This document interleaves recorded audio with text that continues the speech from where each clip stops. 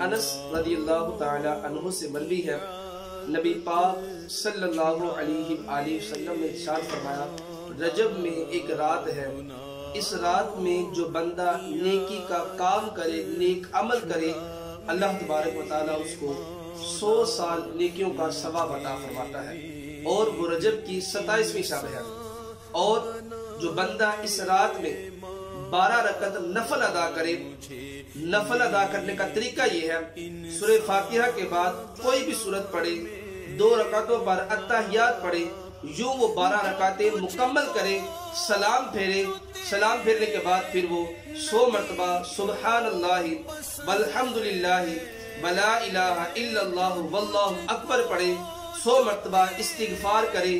100 مرتبہ درود پاک پڑھے، صبح کو روزہ رکھے، تو وہ اللہ تبارک و تعالیٰ سے دنیا اور آخرت کے متعلق جو بھی دعا مانگے گا، اللہ اس کی دعا کو قبول فرمائے گا، سوائے اس دعا کے جو اس نے گناہ کے لیے مانگی۔